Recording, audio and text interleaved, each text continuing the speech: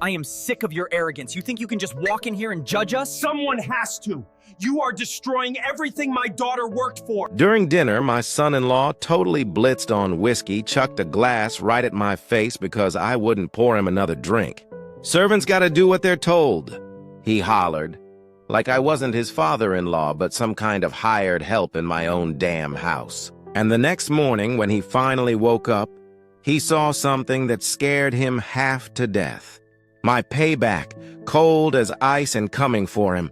Leroy Patterson had nearly drained the whole bottle when he started mouthing off about servants. I'd been watching him guzzle it down since he walked in the door half an hour earlier, each glass bigger than the last. His tie was hanging loose, jacket tossed over the chair. The dining room felt smaller with all his bad attitude filling it up. My boss wouldn't know a good deal if it slapped him upside the head, he muttered, his words starting to slur. He snapped his fingers. The sound sliced through the quiet. Georgiana reached across the table, hand on his arm. "Maybe he'll think better of it tomorrow, sweetie. You know how Mr. Hendricks can be."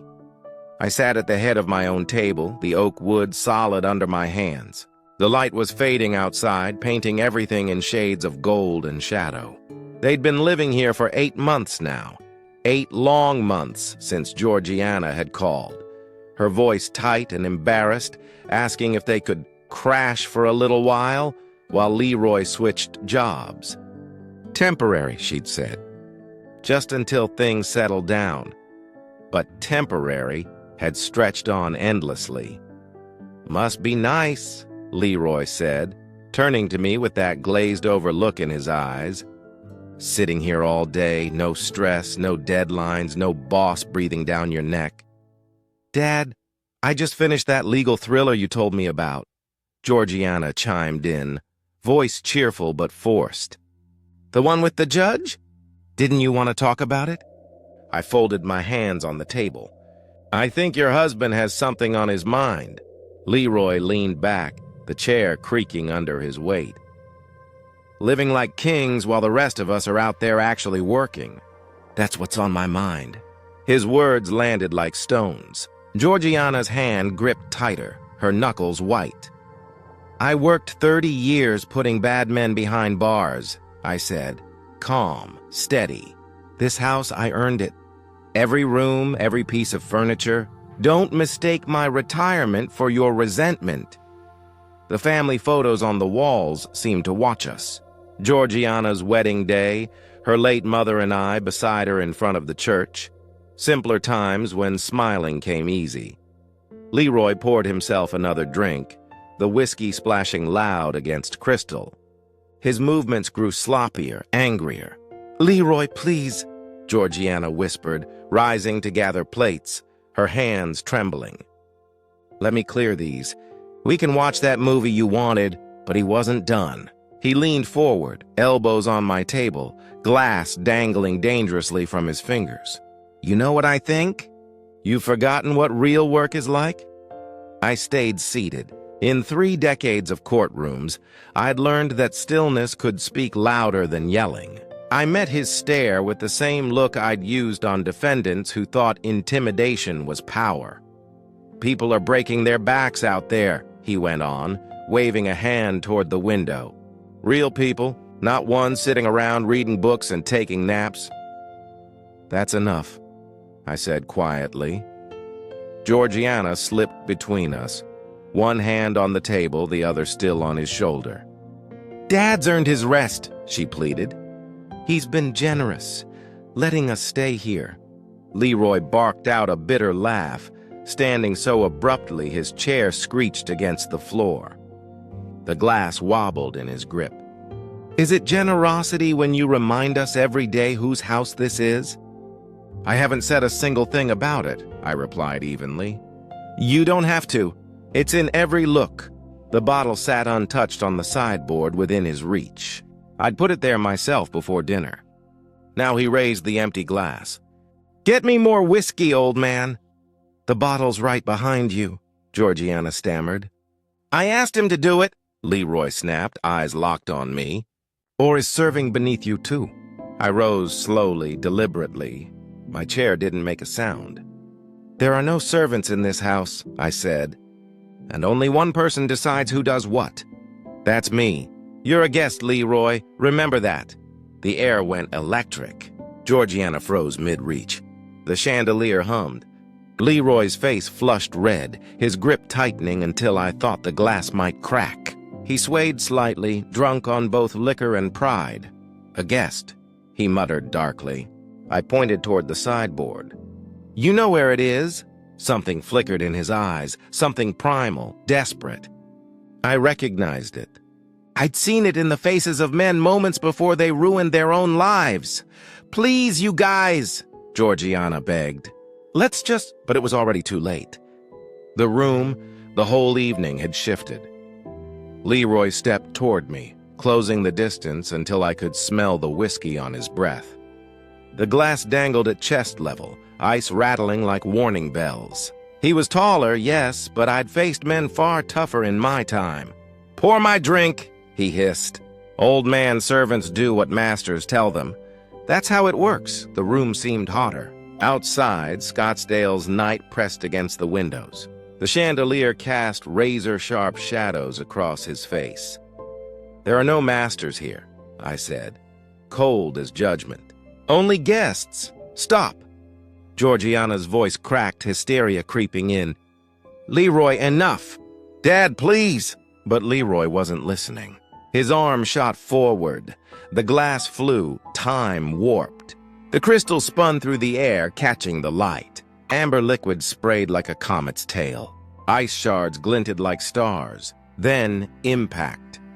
The glass struck my temple, shattering on my cheekbone. Pain burst white-hot. Whiskey splashed down my collar. I stumbled, hand to my face, feeling warmth. Blood. Oh my God! Georgiana screamed, shoving Leroy back. He stood there, stunned, his arms frozen mid-motion, horror dawning too late. Get him out, I growled, my own voice distant in my ears. Blood dripped between my fingers. Get him out of my sight. Tears streamed down her cheeks as she pushed her husband toward the stairs. I'm sorry, Dad, please, he didn't mean it. But she kept pushing. Door slam. Silence. I stood alone in my dining room, blood running down my face, glass glittering at my feet under the chandelier's cold light. I walked down the hall to the bathroom, my footsteps the only sound in the house. Blood dripped onto my collar, a dark stain spreading across the white fabric. The bathroom light flickered on, harsh, bright, merciless. The mirror didn't lie. The cut on my temple was about 2 inches long, deep enough to bleed heavily, but not enough to need stitches. A bruise had already started blooming, purple spreading like watercolor on damp paper. My cheekbone was swelling, changing the shape of my face. But it wasn't the injury that held my attention. It was my eyes. They looked different now. Harder. Colder. The eyes of a man who'd spent decades in courtrooms watching guilt unravel. The eyes of a prosecutor who had just been handed all the evidence he'd ever need. I rinsed my hands under cold water, splashed my face carefully, and watched the water turn pink as it spiraled down the drain. Upstairs, silence. Georgiana and Leroy behind a closed door. Pretending to sleep or whispering apologies neither meant.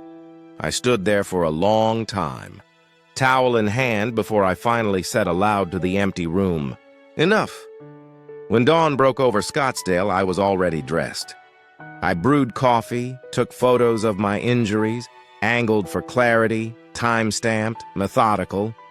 Every shot documented the truth, the swelling, the bruise, the blood still dried along my hairline. At 6:30, I dialed the number. Scottsdale Police, how can I help you? I'm calling to report an assault that happened in my home last night, I said evenly. The person who did it is still here. 30 minutes later, 2 officers arrived, a man and a woman. They were calm, professional, attentive. Mr. Trumont, can you tell us what happened? Take your time, the female officer added gently. I told them everything. Dinner, the whiskey, the insults, the glass. Georgiana pulling him away. I recited it like testimony, measured, factual, every word precise. "Where is Mr. Patterson now?" the male officer asked. "Upstairs. Second door on the right." Their footsteps echoed up the staircase. I stayed seated in the living room, hands folded, eyes fixed on the window light cutting across the floor. Muffled voices followed, then Leroy's confused growl. "What is this? Are you serious?" Moments later, they escorted him downstairs, barefoot, wearing a t-shirt and boxers. His face was flushed with disbelief. "David, what did you do?" he barked. "This is ridiculous. It was an accident." "Are you seriously calling the cops on family?" I looked him in the eye but said nothing. "Let the bruise speak for me." "Sir, you need to get dressed," the male officer said. "You're being arrested for assault." Georgiana appeared at the top of the stairs, pale, shaking. "Wait, please. Can't we talk about this?" But there was nothing to discuss. The female officer read him his rights. The handcuffs clicked, metal on metal, final. "You have the right to remain silent." That sound filled the house, cold and echoing. Georgiana followed them outside, still pleading. I stood at the window, watching as they placed him in the back seat of the cruiser, one hand on his head to guide him in, the door closing with a heavy thunk. She turned back toward the house, tears streaking her face. "Dad, please call them back. Tell them it was a mistake. He's my husband." I met her eyes. "I taught you that the law applies to everyone," I said softly. "He broke it in my house. What do you want me to teach you now, that violence doesn't matter?" She froze. "But he's family. The law doesn't stop just because we share a name." The car drove away. The siren stayed silent. Inside, the house felt different, lighter somehow, emptier. Georgiana brushed past me and went upstairs. Her door clicked shut. I turned to the dining room, knelt, and began collecting shards of glass one by one, dropping them into the evidence bag the officers had left. Each piece glittered like a frozen moment of the night before. Then I picked up my phone, scrolled through my contacts, and stopped at a familiar number. The courthouse would open at 8. I'd file the restraining order before noon. 26 hours later, Leroy Patterson walked out of the Maricopa County Jail, squinting against the morning sun. Georgiana picked him up in silence. While she drove him home, I was already sitting in the courthouse, file folder in hand, waiting to be called. The hearing lasted 15 minutes. The judge, an older woman who'd seen this story play out 100 times, signed the order without hesitation. 100 yards minimum distance from Mr. Trumont and his residence, she said. Effective immediately. By the time Georgiana's car reached the parking lot, a clerk was already walking toward them, serving Leroy the papers. His face went white as he read the header, "Protective order, active immediately. This is my house," he yelled. "He can't kick me out of my own home." But it wasn't his. It never had been. And now, the law said so too. That evening, Georgiana texted me, "When can we come get his things?" I typed my reply carefully. "Thursday between 2 and 4 p.m. I will not be home. Take only what belongs to him." The next day, I left at 1:45, drove to a nearby cafe, and sat with my laptop open. At 4:15, a single word arrived on my phone: gone. I returned to find the house quieter than it had been in months. The guest room was stripped bare. Closet empty. Bathroom cleared. A faint smell of his cologne still hung in the air, fading fast. The house was mine again. Completely mine. But this wasn't the end. Not yet. That night I searched online for private investigators. I found 3 with solid reputations. The next morning I sat across from one of them. Robert Chen, mid-40s, glasses, sharp eyes behind calm restraint. "Mr. Trumont, what can I do for you?" I slid the police report across the desk. "The man who did this is my son-in-law. I want to know everything about him, his debts, assets, employment, and secrets." He nodded once, understanding. So this is about justice. It's about truth, I said. How deep should I dig? As deep as it goes. He smiled faintly. Then you'll have your answers soon. 3 weeks after I hired Robert Chen, a long email appeared in my inbox. Subject, investigation complete. L. Patterson. I sat at the kitchen table with my coffee, opened the file, and started printing. 47 pages slid from the printer, still warm. I spread them across the oak surface like evidence in a trial. The first section covered finances, 7 credit cards, all maxed out. Total debt, $43,000. Minimum payments, $1,200 a month, nearly the cost of their rent. Interest rates up to 28%. My coffee went cold while I kept reading. His sales commissions had dropped 60% in 1 year. Needs improvement. Probationary status. Under employee notes, his manager had written, Leroy seems distracted and hostile. Customer complaints increasing. Page 23 stopped me cold. Bank statements. Withdrawals from Georgiana's retirement account, $7,000 in January, $5,000 in February, $3,000 in March. $15,000 gone while they'd been living under my roof. Rent-free, eating my food. I traced the dates with my finger. January, holiday bills. February, his worst sales month. March, 2 weeks before the glass.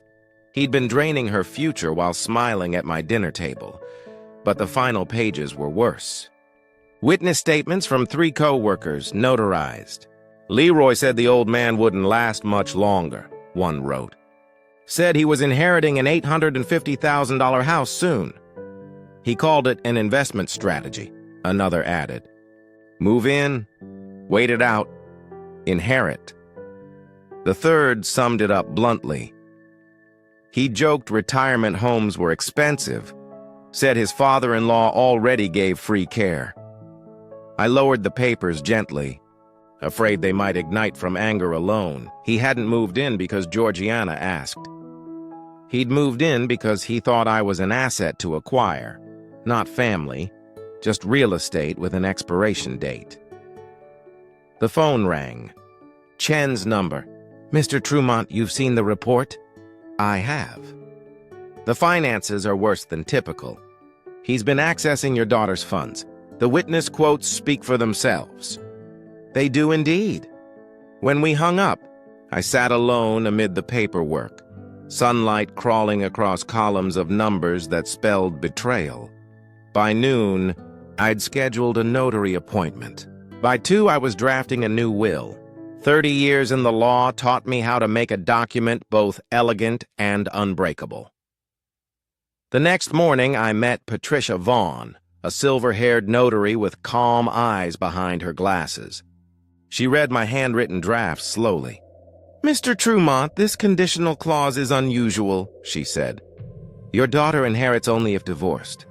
You understand this might cause conflict. I understand completely. That's the point. She chooses him. She chooses poverty. She chooses herself. She chooses security. Patricia studied me, then nodded. You're within your rights. She typed, printed, sealed. 90 minutes later, it was done. The conditional inheritance, witnessed and notarized. She offered copies. 3, please. And I need 1 more service. I handed her a short letter addressed to Georgiana.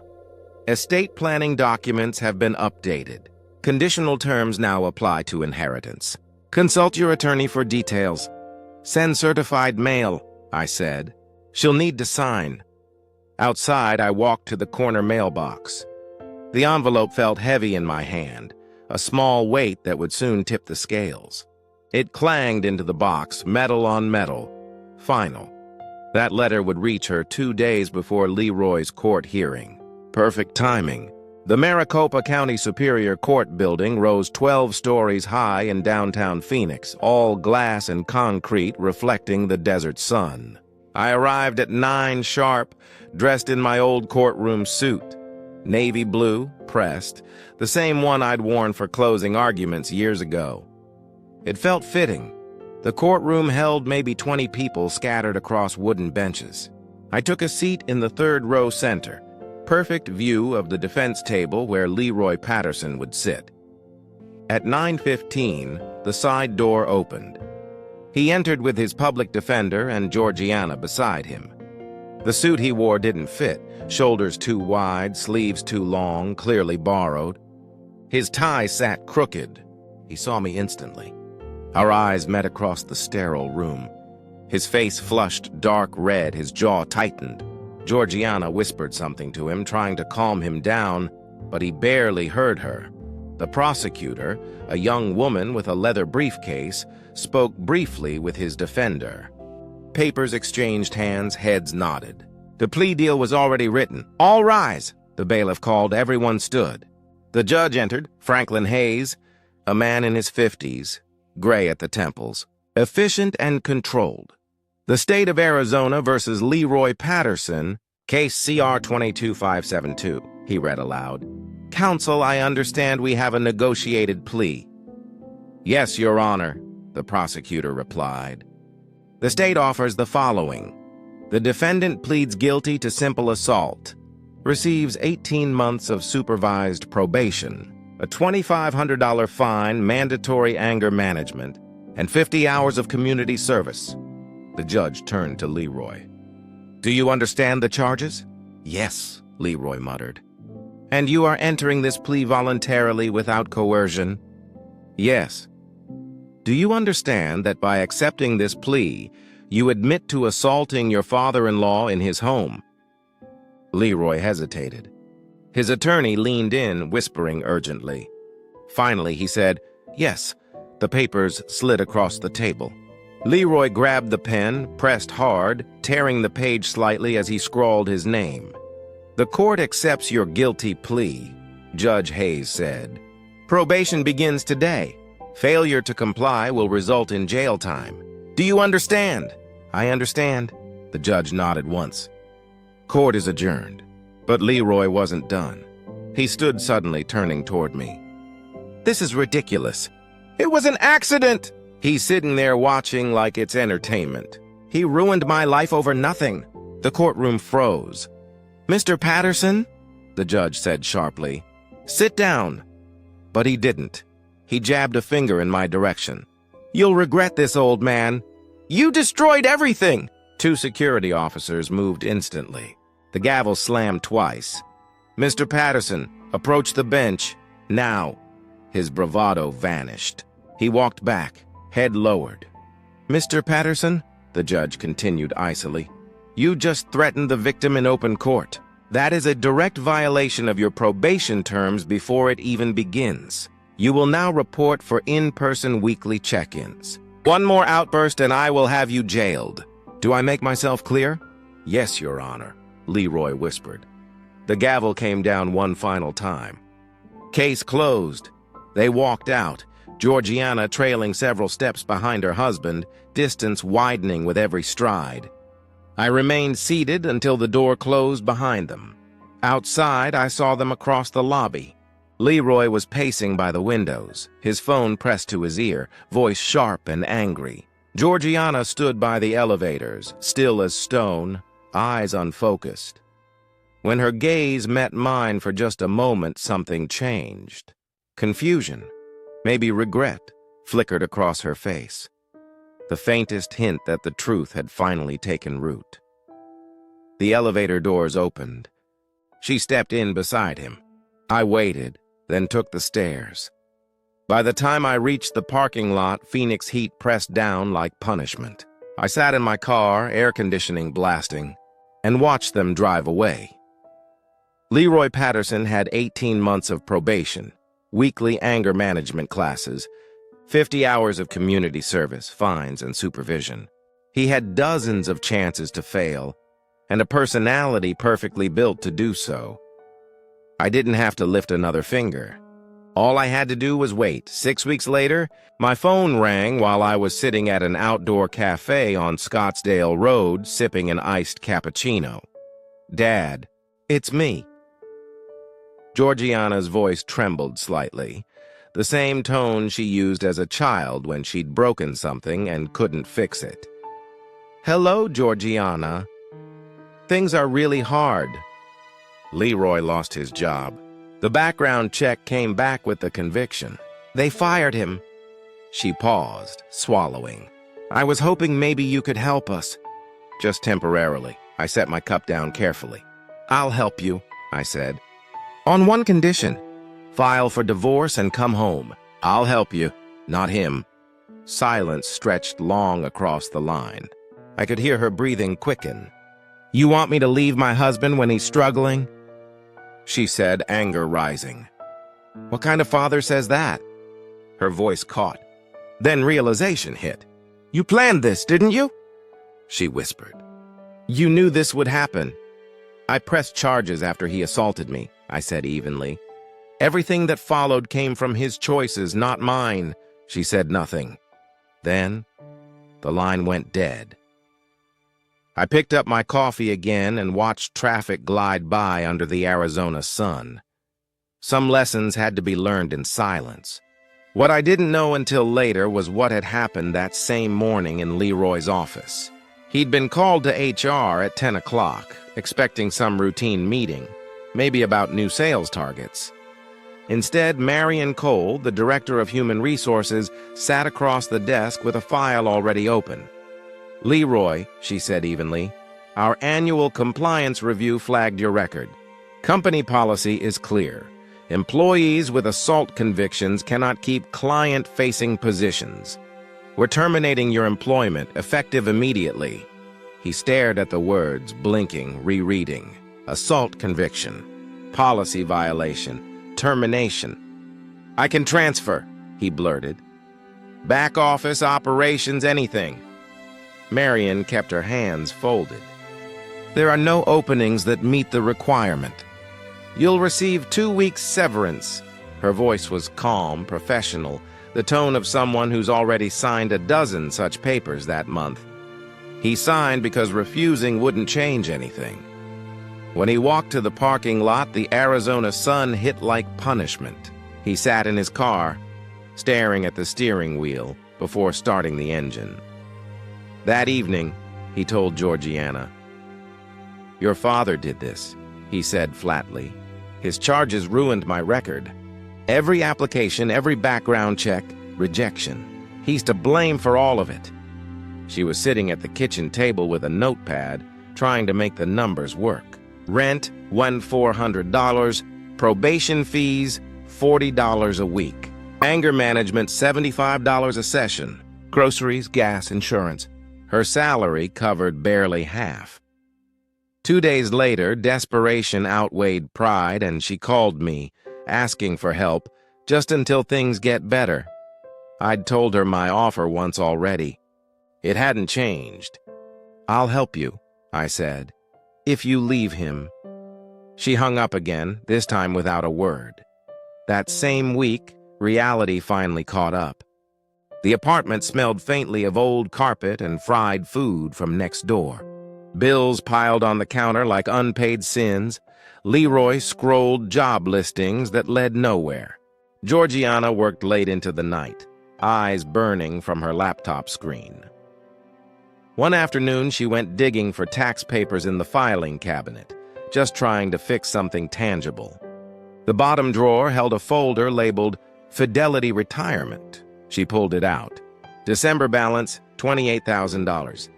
January, $21,000. February, $16,000. March, $13,000. Her pulse quickened. 3 withdrawals, $15,000 gone. She walked into the living room, the papers trembling in her hand. "Leroy," she said quietly, dangerously. "Explain this." He looked up from the couch, eyes glassy from frustration. "We needed it. Bills, legal fees. You took this while we lived in my father's house, rent-free." She snapped. "You are stealing from me." "It's community property," he shot back. "Our money. Not when you hide it from me." Her voice shook but didn't break. "What were you really spending it on?" "Everything!" he barked. But even he didn't sound convinced. She didn't yell again. She just stared at him. A long, hollow look that said the argument was already over. That night, she sat alone in the bathroom scrolling through their joint credit account. 7 credit cards, all maxed out. Total debt, $43,000. She did the math on her phone. $43,000 in debt, $15,000 stolen. $58,000 gone to a man who blamed everyone but himself. And suddenly, my words from weeks ago replayed in her head. I'll help you. Not him. He hadn't just ruined himself. He'd stolen her peace, her savings, her trust. She opened her laptop and typed, "Divorce lawyer, Scottsdale, Arizona." That night, she slept on the couch. The next morning, before Leroy woke, she texted me, "Can we meet? Just us." "I need to understand something." I replied immediately, "Name the place." We chose a coffee shop on Camelback Road, neutral ground. I arrived early. She showed up 10 minutes late, pale but composed. I'd already ordered her latte exactly the way she liked it. That detail almost broke her. "Why did you do this?" she asked. "Press charges. Refuse to help. Demand divorce?" "I didn't do this to you," I said quietly. "He assaulted me." I documented everything. I won't bankroll a man who hurts my daughter and calls it stress. Her eyes glistened. "You knew about the retirement money. That's why you made the offer." "I wanted you to see clearly," I said. "Sometimes the truth only sticks when you discover it yourself." "How did you know?" "Does it matter?" I asked. "What matters is what you do next." She looked down at the untouched latte, then out the window toward the glaring asphalt. "If I came home," she asked softly, "what would that look like?" "Your room's exactly as you left it. New locks." "He can't follow you." She nodded slowly. "I need to think. Take your time." I left cash on the table for both drinks and stood. "The offer still stands whenever you're ready." As I walked out, I saw her watching me through the glass, eyes full of confusion, fear, and something new. Resolve. 10 days after our coffee shop meeting, my phone rang while I sat on the back patio reading. "Dad, I'm coming home," Georgiana said. "Can I come today?" Her voice held something I hadn't heard in months.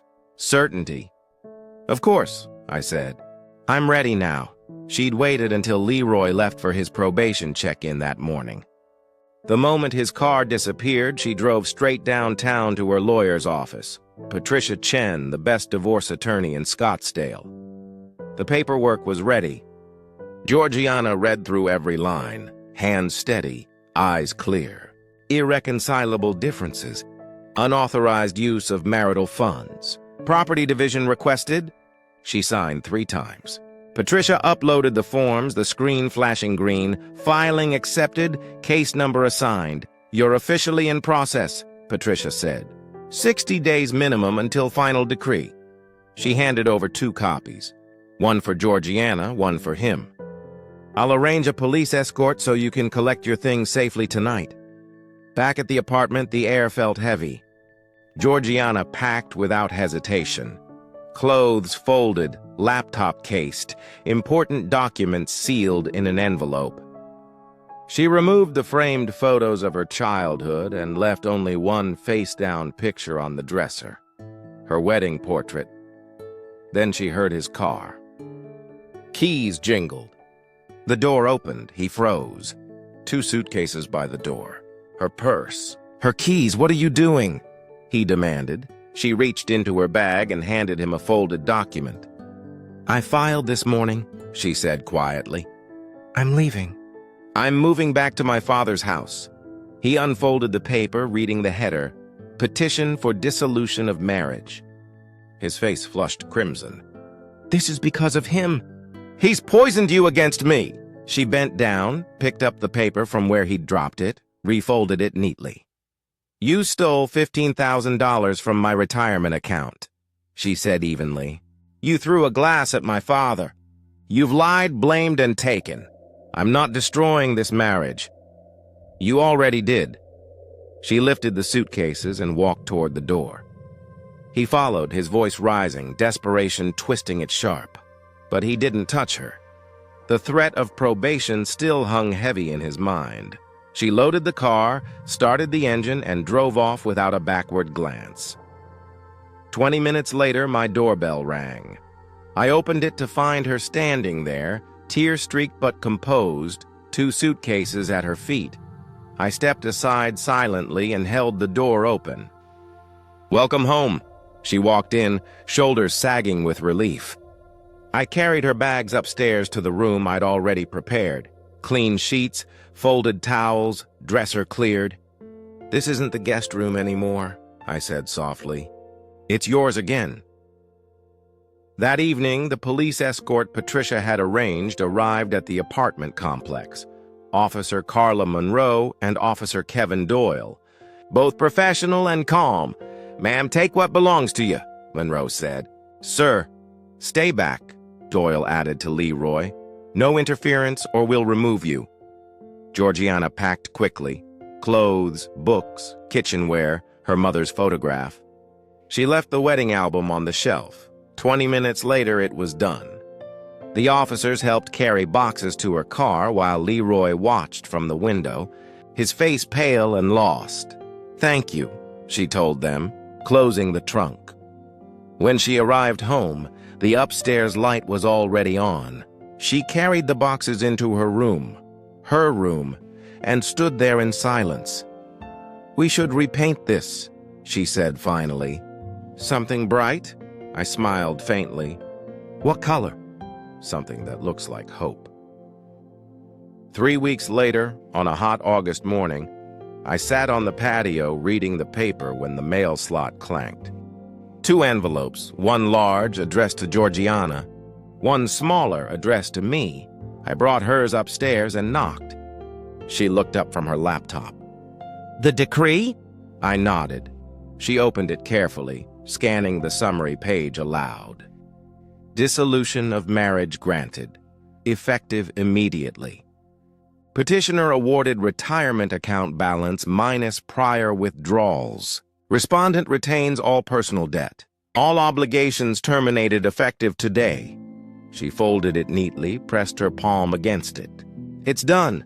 Downstairs, I opened my own letter. Notification of case closure. State of Arizona versus Leroy Patterson. All probation terms complete. File archived. I slid it into the drawer beside the police report and PI documents and closed it quietly. The rest of the day passed in peace. Georgiana worked upstairs. I read in the living room. The house finally breathed again. At dusk, we sat outside, coffee cups in hand, watching the desert sky fade from orange to violet. "Dad," she said softly, "I'm sorry I didn't believe you. I'm sorry I defended him." "You believed when you were ready," I said. "Nobody can be convinced before they see the truth themselves." She stared toward the mountains. "Is it wrong that I feel relieved? Not angry, just free? That's exactly what freedom is," I said. "The rest was just the path to get here." She smiled, the first real smile in months, and placed her hand briefly over mine. We sat in silence as stars began to bloom in the desert night. 3 more weeks passed beneath the unrelenting Arizona sun. By late August, the Trumont house finally felt alive again. Georgiana's laughter sometimes floated down the hallway. Her soft humming filled the kitchen in the mornings. The silence that had once felt heavy was now peaceful. The kind of quiet that belongs to people who have survived something together. Upstairs, the room that had once been a guest space had transformed. The walls were painted a soft blue, new curtains framed the window, and photographs of her childhood and her late mother adorned the walls. There were no wedding photos anymore. Those belonged to a chapter she had closed for good. I sat on the back patio most mornings with my coffee and newspaper. The desert breeze just cool enough before the heat arrived. When Georgiana joined me, she always carried 2 mugs, hers steaming, mine already half finished. We'd sit together saying little, but everything felt said. The protective order against Leroy was still technically active, though it no longer mattered. 3 days after Georgiana filed for divorce, he had packed his things and left Arizona. His brother in Nevada had taken him in, a new start, or so I'd been told. He left behind debt, probation records, and the echo of choices that would follow him far longer than he realized. I didn't wish him harm. I simply didn't think about him at all. One afternoon, a few weeks after the divorce decree arrived, Georgiana came home early from work. She stood in the doorway of my study, smiling faintly. "Can I show you something?" I nodded. She held out her phone, a text thread from a number I didn't recognize. It was Leroy. The messages were desperate, angry, and familiar. "You ruined everything. You'll come back when you realize what he's done. I can't live like this." She scrolled down to the last one. "Goodbye." I looked up. "You didn't answer?" She shook her head. "No, I blocked him after that." I nodded, proud of the calm in her voice. "That's how you win, Georgiana. You stop playing the game," she exhaled, shoulders easing. "I know, I just wanted you to see it. Not because I'm scared, but because I'm done being scared." Then she smiled. Not the fragile, tired smile of survival, but something lighter. "I've signed up for a pottery class. Wednesdays. I figured it was time to start making things again instead of fixing broken ones." I smiled back. "That's a good start." The summer heat began to fade, replaced by cooler mornings and long shadows over the desert hills. Life became rhythm again. Quiet, simple, steady. Some nights, Georgiana and I would eat dinner together, watch old movies her mother used to love, or just sit in silence, listening to the cicadas. Every so often, I'd catch her looking around the house, not with sorrow but gratitude. The home that had once felt like a battlefield was now a refuge again, and every time I saw her laugh or heard her hum while making coffee, I realized something. I hadn't destroyed Leroy Patterson. I had simply stopped enabling him, the system, the law, the truth. They had done the rest.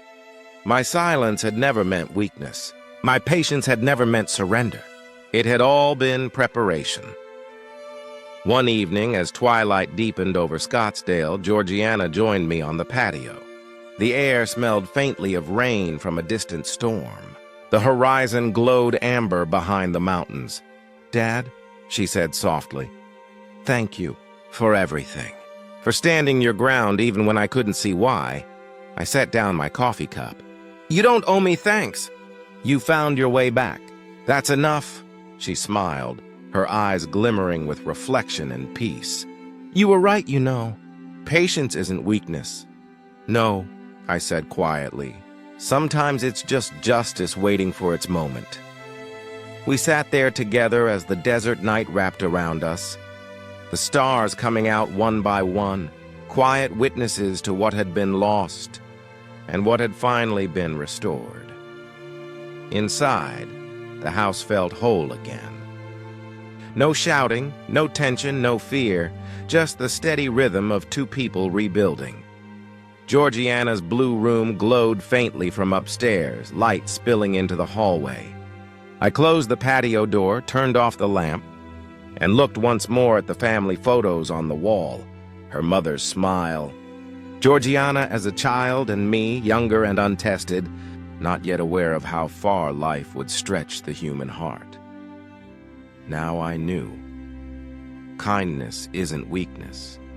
Silence isn't surrender. And sometimes, justice doesn't need a courtroom. Only time, truth, and the courage to stop forgiving what should never be forgiven. I climbed the stairs, the air cool and still, and paused outside her door. The faint sound of her laughter drifted through, light, genuine, alive. For the first time in a long time, I smiled without hesitation. Everything was exactly as it should be.